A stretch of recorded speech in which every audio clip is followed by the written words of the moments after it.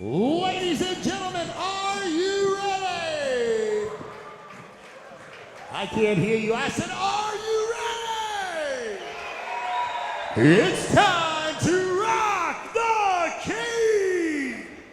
Fighting out of the Battle Buds blue corner, on behalf of Gracie Tampa headquarters, 35-year-old blue belt, Omar Flores! So the teens look old and the old guys look young. You know? And I'm not calling him old because he's 35. Don't get it twisted, but he's looking good for the age. Right. You know? Especially in this kind of sport. Take a lot of damage.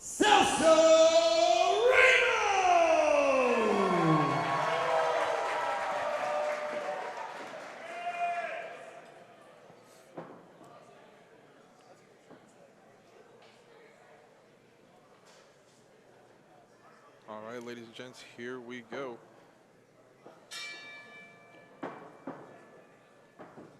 We are under the way with this 6-minute round.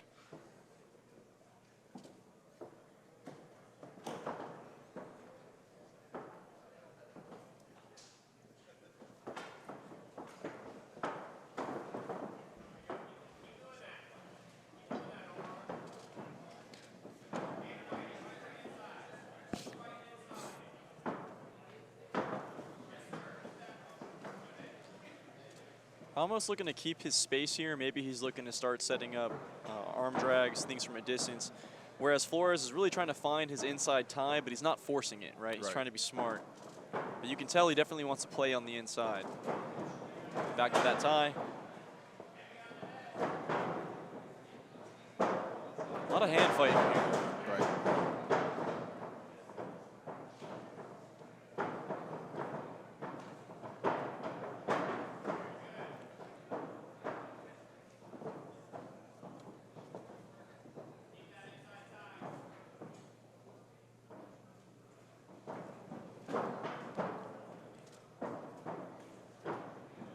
Both fighters need to get an upper hand yet.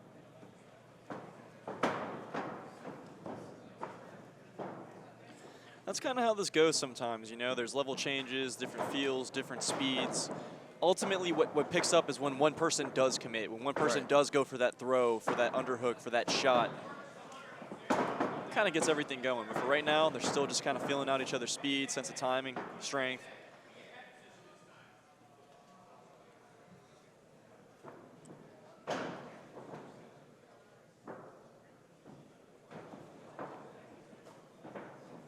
Looking at about a third of the way through as 2 minutes have elapsed.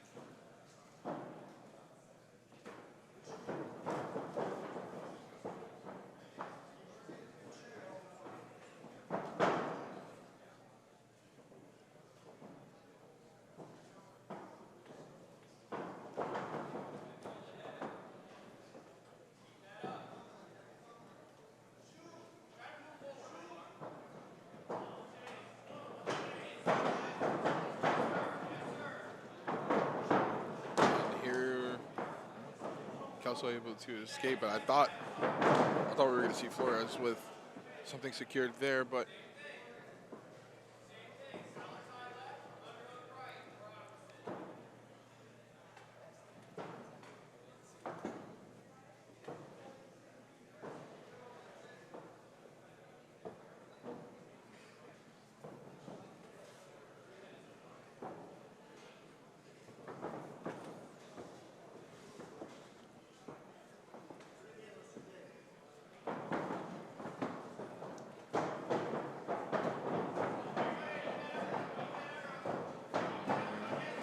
Using that cage. Will we see him finish the double here? Back to a single. And switching back to a double, we're on top. Nice. Now Ramos is holding on to that head. Although from half guard, that's a low percentage finish, yep.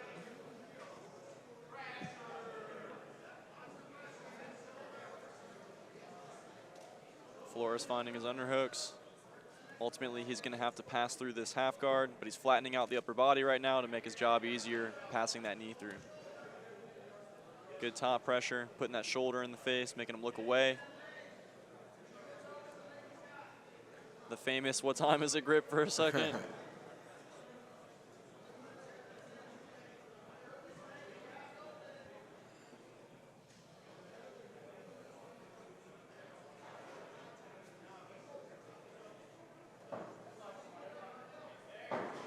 Using that underhook to fight up.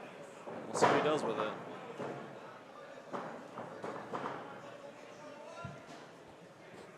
Flores in side control position here.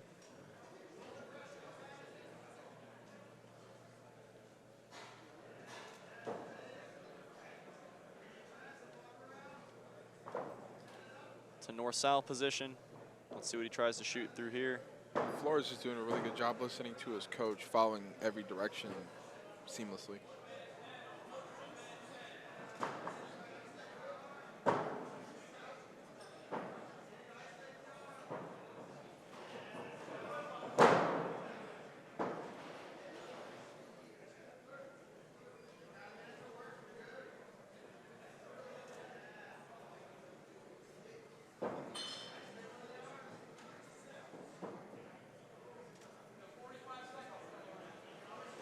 We are inside the final minute of round one.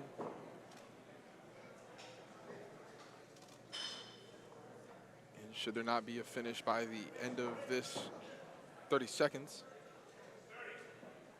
then we will see overtime come into play again.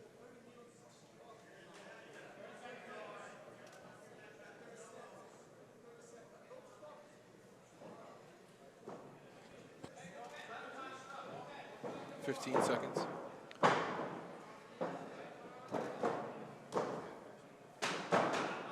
10 seconds left. Yeah, it looks like we're going to go into overtime here. And he steps over, but right into guard. There goes the end of the regulation 6 minutes. We will now go over into Something we got to think about. Although I'm sure they both are definitely tired from that push, Flores spent a lot of time on top there using his weight, having gravity assist him. So how is that going to affect Ramos with his conditioning when we go into these overtime rounds? Now look, overtime positions are the great equalizer, right? You can entirely dominate a round positionally, but when it's submission only, it really doesn't mean anything. At the end of the day, you're going to have to get that secured hold or that finish from that bad position. Right. I'm sure they're both going to get some advice from their corners here. Little things as far as how they should start off in position, whether they're having someone on their back or when they're on the back. And here we go. Let's see who's going first. Me personally, if I ever have the control to choose, I'm always going to take bottom first, because then I know I have to hold him longer than I just got out, and it gives me a sense of time, or I got to finish him. Right. Here we go with Ramos taking the back first. Ramos has 1 minute or less to submit Flores. Flores has that amount of time to escape. Ooh, he's locked up his ankle here, and it's out. Now you can see when you do those double overs with your feet like that, it's dangerous. You could have your ankle exposed there from the guy that's under you. He's definitely attacking that ankle. Wow, and a great job there from... He's still got control. Yeah, great job for Ramos to maintain. The arm is over the jaw. It doesn't mean he can't finish. It just makes his job a lot harder to do so. But he's still got those hooks in. And he's out. Wow. And I believe the official time, we're looking at about 48 seconds. That's a good amount of riding time. So now, if you know when you're Flores, gotta get him held down. Gotta look for that submission.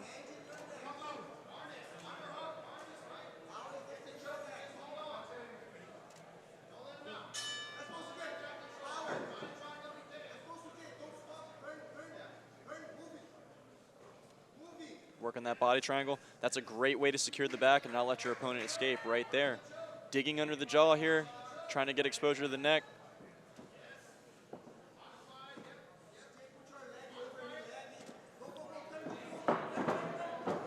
He's still got the body triangle, so it's still in play. Right.